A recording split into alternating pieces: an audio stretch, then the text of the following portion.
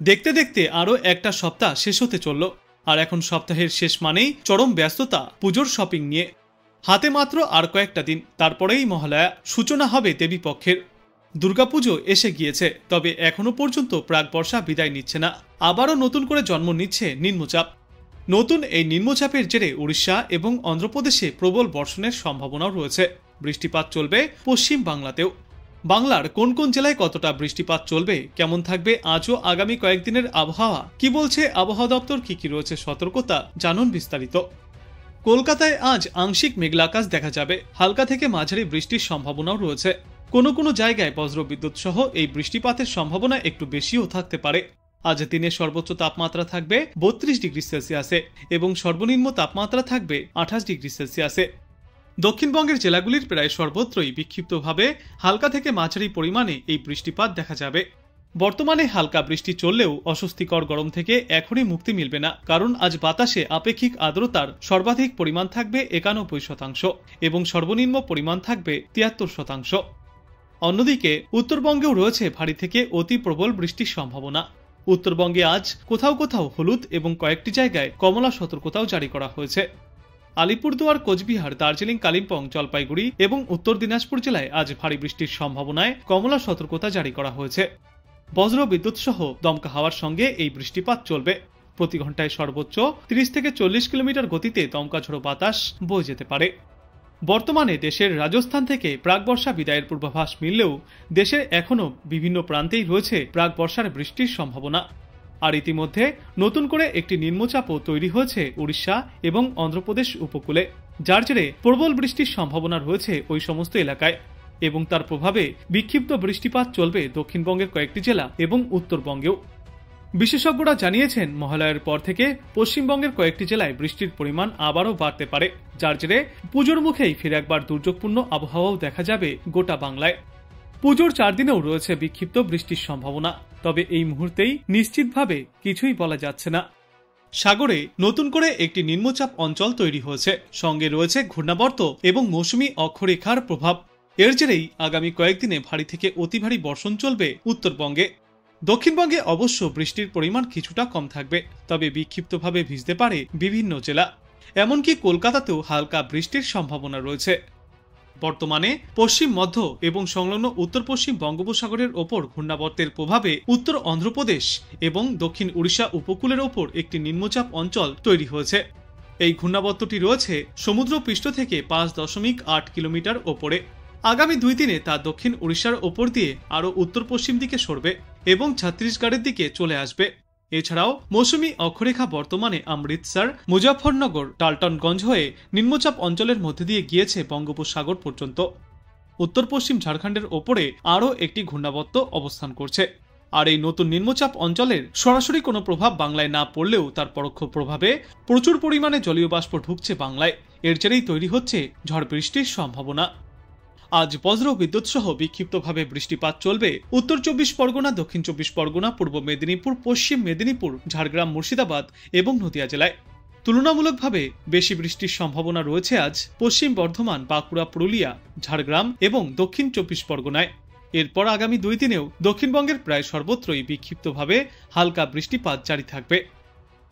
নিম্নচাপ অঞ্চলের প্রভাবে পশ্চিম মধ্য এবং উত্তর পশ্চিম বঙ্গোপসাগরে দক্ষিণ ওড়িশার উপকূল সংলগ্ন এলাকায় ঝড়ো হাওয়া বইছে। হাওয়ার গতিবেগ ঘন্টায় সর্বোচ্চ 35 থেকে 45 কিলোমিটার। কখনো কখনো দমকা হাওয়াও পৌঁছাতে পারে সর্বোচ্চ 55 কিলোমিটার পর্যন্ত। ফলে আগামী 12 ঘন্টায় সমুদ্র উত্তাল থাকবে।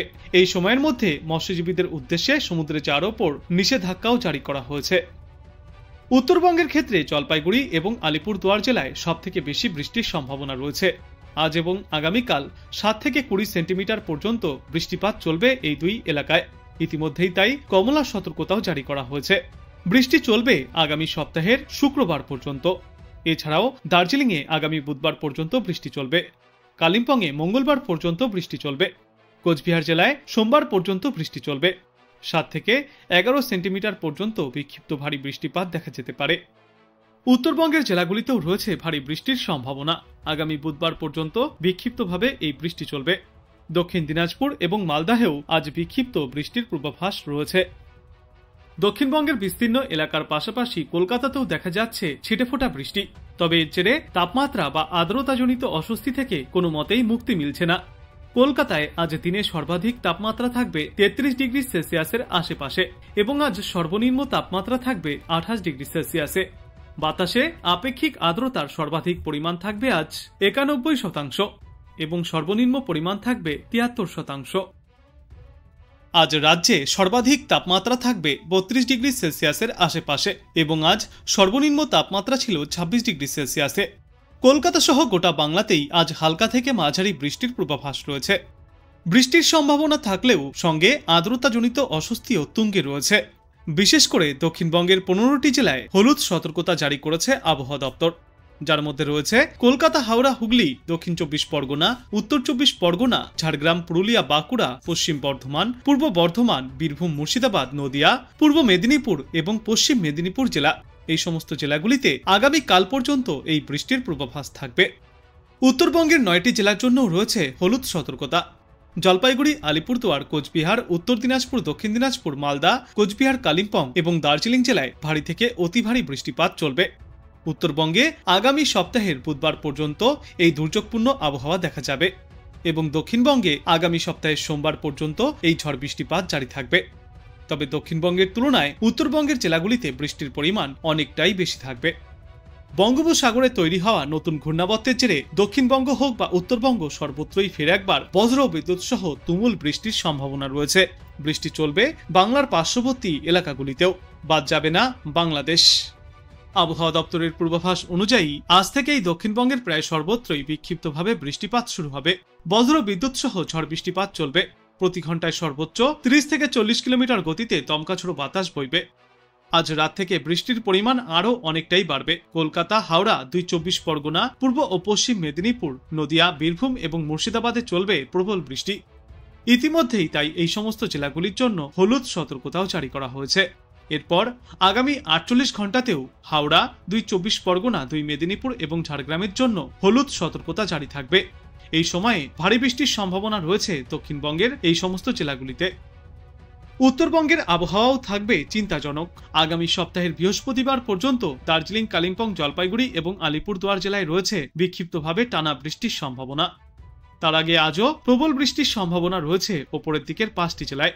যেমন আজ কমলা সতর্কতা জারি করা হয়েছে জলপাইগুড়ি, আলিপুরদুয়ার জেলার জন্য। উত্তরবঙ্গের জেলাগুলির মধ্যে জলপাইগুড়ি এবং আলিপুরদুয়ার জেলায় আজ ভারী থেকে অতি ভারী বৃষ্টির সম্ভাবনায় কমলা সতর্কতাও জারি করা হয়েছে। একটানা বৃষ্টিপাত চলবে উত্তরবঙ্গের জেলাগুলিতে। আগামী সপ্তাহের বুধ থেকে বৃহস্পতিবার পর্যন্ত উত্তরের সর্বত্রই থাকবে দুর্যোগপূর্ণ আবহাওয়া। বাদ যাবে না সিকিম, আসাম এবং মেঘালয়ের মতো রাজ্যগুলিও। এদিকে আজ শহর কলকাতাতেও বৃষ্টি চললেও গরম এবং আর্দ্রতাজনিত অস্বস্তি বজায় থাকবে। আজ দিনে সর্বোচ্চ তাপমাত্রা থাকবে 34 ডিগ্রি সেলসিয়াসের আশেপাশে এবং সর্বনিম্ন তাপমাত্রা ছিল আজ 28 ডিগ্রি সেলসিয়াসে। ফলে গরম এবং আর্দ্রতাজনিত অস্বস্তি বজায় থাকবে। আগামী কয়েকদিনের উদ্দেশ্যে পূর্বাভাসে আবহাওয়া দপ্তর জানিয়েছে, দক্ষিণবঙ্গ হোক বা উত্তরবঙ্গ বজ্র বিদ্যুৎ সহ বৃষ্টির সম্ভাবনা রয়েছে। ফলে পুজোর আগে আবহাওয়ার চোখরাঙানিতে চাপে পড়তে হতে পারে বাংলাবাসীকে। আবহাওয়া দপ্তর জানিয়েছে, বর্তমানে শরৎকাল চললেও আরও কয়েকদিনের জন্য সইতে হবে ঝড় বৃষ্টির তাণ্ডব। এই সেপ্টেম্বর জুড়েই বৃষ্টির তাণ্ডব পিছু ছাড়বে না। আগেভাগেই মৌসুম ভবন থেকে সতর্কতা জারি করা হয়েছিল। সেই পূর্বাভাস মতোই দেশ জুড়ে এই সেপ্টেম্বর মাস জুড়ে এখনো পর্যন্ত জারি রয়েছে হালকা থেকে মাঝারি বৃষ্টি।